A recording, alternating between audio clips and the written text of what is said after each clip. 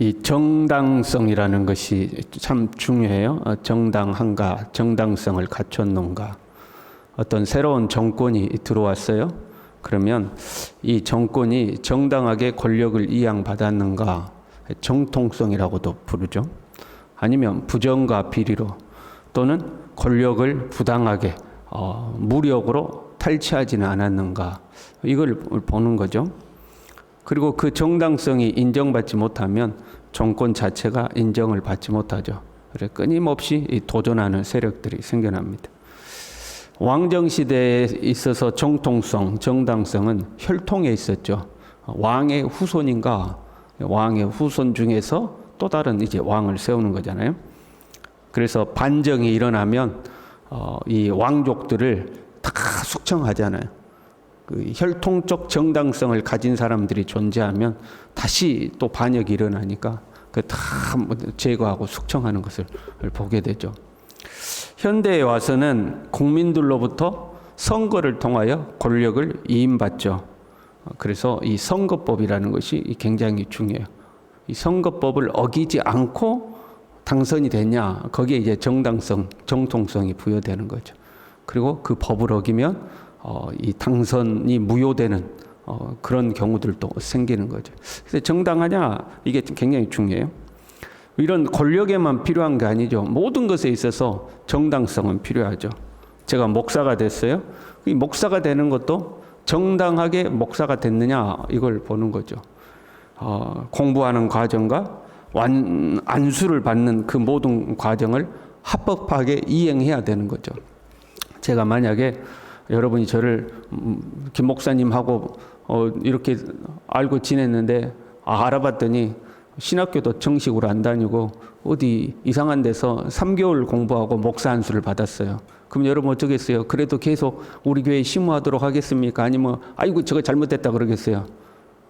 새벽 예배 나오신 분들은 다 착해가지고 그 문제가 생기는 거죠. 그 정당성이 인정을 받지를 못하는 거죠. 그 목회자로서 어떤 인격과 영성을 갖추는 건 둘째 치고 그 목사가 되는 과정 자체를 정당하게 이행하지 않았다. 그럼 목사로서 인정을 받지를 못하게 되는 거죠. 모든 부분이 다 그런 거죠. 정해진 조건, 규정, 법, 그리고 그 과정을 합법적으로 이행했는가, 이게 이제 기본적으로 판단이 되는 거죠. 오늘 이제 본문에는요, 유다 지파와 다윗 왕조의 정당성을 노래한 시입니다. 유다 지파와 다윗 왕이 정당하다, 정통성을 가지고 있다, 이제 이걸 노래한 시예요. 사실 다윗은 왕족이 아니었죠. 물론 이스라엘은 처음부터 왕이 없었습니다. 하나님의 선택으로 사울이 왕이 된 거죠. 사울은 이제 당대 주변의 왕정 국가들처럼 자기의 자녀가 왕위를 물려받기를 원했죠. 그래서 요나단이 다윗을 그렇게 보호하고 그럴 때 화를 냅니다. 다윗이 네 왕위를 훔쳐갈지 네 몰라서 그러냐 하고 이제 화를 내죠. 그래서 혈통적인 왕으로서 자기 아들을 왕으로 세우려고 했습니다. 그런데 하나님은 다윗을 선택하시고 결국 다윗이 통일 왕국의 이제 왕이 되었습니다. 이 과정에서 다윗이 왕이 되는 이 과정에서 유다 지파가 이스라엘의 중심 지파가 됩니다. 그럼 다윗은 하나님의 선택에 의해서 왕이 됐으니까 그렇다 치고, 그럼 유다 지파는 어떻게 이스라엘의 중심 지파가 되었냐 하는 이제 질문이 생기는 거죠. 이스라엘의 초기에는 가나안 출애굽하고 가나안에 정착하게 되는 그 초기에는 에브라임 지파가 중심 지파였습니다.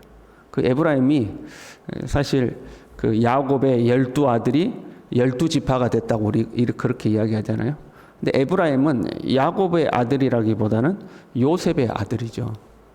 요셉 지파 해야 되는데 요셉 지파라고 하지 않고 요셉의 두 아들인 므낫세와 에브라임이 각각 한 지파를 차지하게 됩니다. 그리고 그 중에서도 장자가 아닌 차자가 더 중심 역할을 하죠. 그것은 야곱이 요셉이 자기 아들들에게 안수할 때에 손을 어긋나게 해가지고 차자에게 오른손을 얹어 안수하면서 그가 더 크게 될 것을 이제 그렇게 축복하죠. 안수하면서. 그래서 에브라임이 중심 역할을 합니다. 에브라임이요 가나안에 들어가서 중앙 산지의 넓은 땅을 에브라임이 분배받죠. 그리고 이제 사사시대의 기록을 보더라도 에브라임 지파가 행포 부리는 일들이 많아요. 우리에게 더 좋은 땅을 주라 그거 요구하기도 하고, 또 기드온이라든가 입다 사사가 전쟁에 나가서 승리해 가지고 오면 야 우리한테는 말도 안 하고 네 마음대로 나갔냐 하고 이제 시비를 걸기도 하고, 그게 이제 다 에브라임 지파입니다. 마지막 사사라고 부를 수도 있고, 또 선지자 중에 선지자인 사무엘도 에브라임 지파 사람이죠. 그리고 성막이 있었던 실로도 에브라임 산지에 있습니다. 에브라임이 중심직 역할을 했습니다. 에브라임 지파가 중심 역할을 했기 때문에 이스라엘의 패역함을 에브라임의 패역함으로 오늘 본문은 묘사를 하고 있는 거예요. 에브라임이 하나님을 버렸다 이렇게 하는 거죠. 출애굽 시대뿐만 아니라 가나안 정착 이후에 어떤 이스라엘의 불신앙, 이것을 다 에브라임의 책임으로 돌리고 있는 겁니다. 그러면 에브라임은 왜 아버지 요셉 때로부터 해서 이스라엘 중에 영광을 얻은 지파인데 그 초기의 영광을 다 상실하게 되었는가? 9절에 이렇게 되어 있어요. 무기를 갖추며 활을 가졌으나 전쟁의 날에 물러갔도다. 어떤 특정 사건을 지칭하는 것일 수도 있지만 폭넓게 보면 그만한 능력을 갖췄음에도 불구하고 그 역할을 감당하지 않았다 그런 의미예요. 이스라엘 백성들이 가나안에 정착한 이후에 왕을 요구하잖아요. 그 왕을 요구하는 이유 중에 첫 번째가 뭐였냐면 우리도 전쟁 나면 다른 나라들처럼 가장 먼저 나가서 싸울 왕을 세워주십시오 그렇게 요구를 합니다. 그 당시에 왕의 역할은 뭐냐면 전쟁 중에 가장 앞서 싸우는 게 이제 왕의 역할이거든요. 근데 에브라임은 중심 지파 역할을 한다고 하면서도 전쟁이 나면 활을 가지고 무기를 갖췄으나 전쟁의 날에는 물러갔다는 거예요. 그 역할을 감당하지 않았다는 거죠. 그리고 그 다음 말씀에요. 하나님의 언약을 지키지 아니하고 그의 율법 준행을 거절하며. 그러니까 능력은 갖췄어요. 역할은 감당 안 해요. 그런데 하나님의 말씀은 또 어겨요. 하나님의 말씀을 어긴다는 건 뭐예요? 내 마음대로 살고 싶은 거죠. 자기에게 주어진 역할은 감당은 안 하고 자기의 욕심을 따라서 내 이익을 추구하고만 사는 거예요. 그걸 우리가 타락이라고 하는 거죠. 책임은 다하지 아니하고 자기 욕심만 부리는 사람. 그게 이제 에브라임 지파였다 하는 거죠. 에브라임이 하나님을 버렸어요. 그래서 에브라임은 그 영광을 잃어버리죠. 하나님께서 에브라임의 영광을 그래서 유다로 옮기셨다. 이제 그런 말이에요. 유다 지파로 하나님이 옮기셨다. 하나님은 옮기시는 하나님이죠. 에베소서 요한계시록 2장을 보더라도 에베소 교회를 향해서 회개하여 처음 행위를 가지라. 만일 그리하지 아니하고 회개하지 아니하면 내가 가서 촛대를 옮기리라. 하나님 옮기시는 하나님이죠. 하나님이 그 지위와 능력과 어떤 사명을 주셨는데 그걸 감당을 못한다. 그 사람이 감당을 못한다. 그럼 하나님이 옮기신다 하는 거죠. 그리고 이제 67절에요. 또 요셉의 장막을 버리시며 에브라임 지파를 택하지 아니하시고 에브라임 지파를 버리셨다는 거예요. 그리고 오직 유다 지파와 그가 사랑하시는 시온산을 택하시며 하나님이 에브라임이 아니라 유다 지파를 택하셨다 하는 거죠. 그리고 가서 70절에 또 그의 종을 택하시되, 역사적으로 보면 하나님이 다윗을 먼저 선택을 하시죠. 그 다윗이 왕이 되는 과정 중에 유다 지파가 중심 지파가 돼요. 남유다에서 다윗이 먼저 유다 왕국을 세우고 그리고 나서 북이스라엘까지 통일해 가지고 통일 왕국이 되잖아요. 그 과정에서 유다 지파가 이제 중심 지파가 되어 가는 거거든요. 그런데 오늘 말씀은 뭐라고 그래요? 유다 지파를 먼저 택했어요. 그리고 나서 다윗을 택해서 왕으로 세웠다. 이제 이렇게 이야기하는 거죠. 거기에 우리 유다 지파의 정당성이 있다 하는 거죠. 에브라임이 하나님을 버렸기 때문에 하나님도 에브라임을 버리시고 유다 지파를 택하시고 그 중에서 다윗을 왕으로 세우셨다. 그래서 다윗이 왕이 된 것과 유다 지파가 지금 중심적 역할을 하는 것은 정당성을 가지고 있다. 지금 그 이야기를 하는 거죠. 하나님이 유다 지파를 택했어요. 그리고 그 유다 지파 중에서 예수 그리스도가 이 땅에 오십니다. 하나님은 에브라임이 아니라 유다를 택하시고 유다 지파 중에 예수 그리스도를 이 땅에 보내셨지만 그 유대인들은 예수 그리스도를 알아보지 못합니다. 자신들의 구원자로 오신 예수님을, 하나님의 아들 예수 그리스도를 십자가에 못 박아 이제 죽이죠. 그리고 그들은 그리스도를 배척하고 그리스도를 버리죠. 유다 지파가 그리스도를 버렸기 때문에 하나님은 이제 우리를 택하셨습니다. 우리는 이방인이었지만 이제 우리가 하나님의 백성이 되었습니다. 왕 같은 제사장이요, 거룩한 나라요, 그의 소유된 백성이 이제 우리가 그게 된 거죠.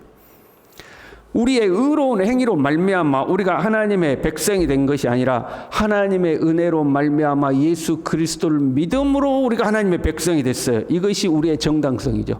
야, 네가 뭔 자격으로 하나님의 백성이냐? 네가 뭔데 하나님의 백성이냐? 혈통으로나 네가 하나님의 백성이냐? 네 사는 모양을 봐라. 네가 무슨 의로운 행위가 있어서 하나님의 백성이냐?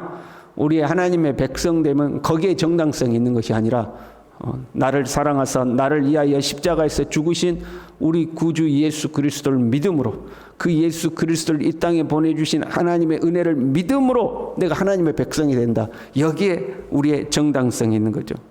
우리는 이걸 잊어버리면 안 되는 거죠. 내가 왜 하나님의 백성이냐?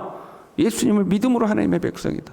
나를 사랑하사 그 아들을 아낌없이 내어주신 우리 하나님의 은혜로 말미암아 내가 예수 그리스도를 믿음으로 내가 하나님의 백성이다.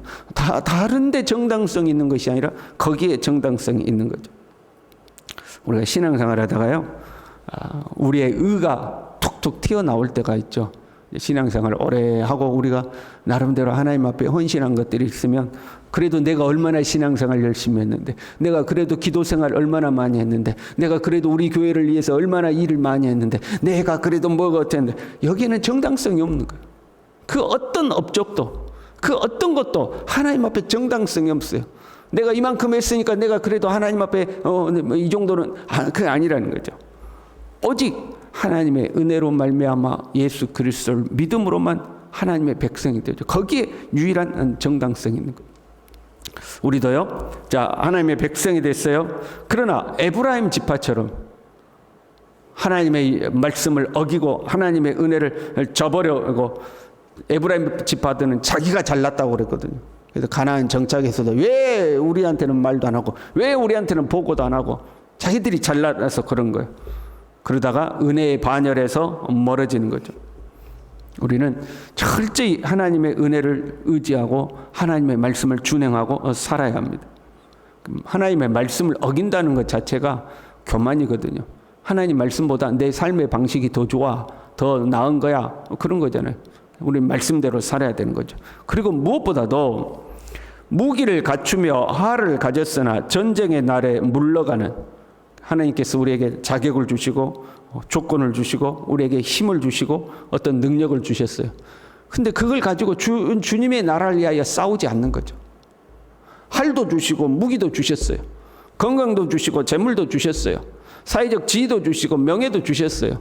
그런데 그걸 가지고 주를 위해 헌신하지 않는 거예요.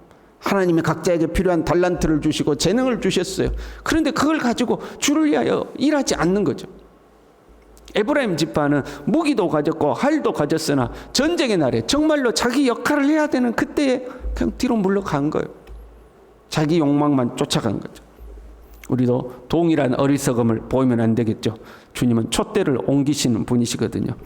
우리는 하나님이 우리에게 주신 모든 것을 위해서 오늘도 주님의 나라와 주님의 의를 추구하면서 주님을 위하여 살아가는 거죠.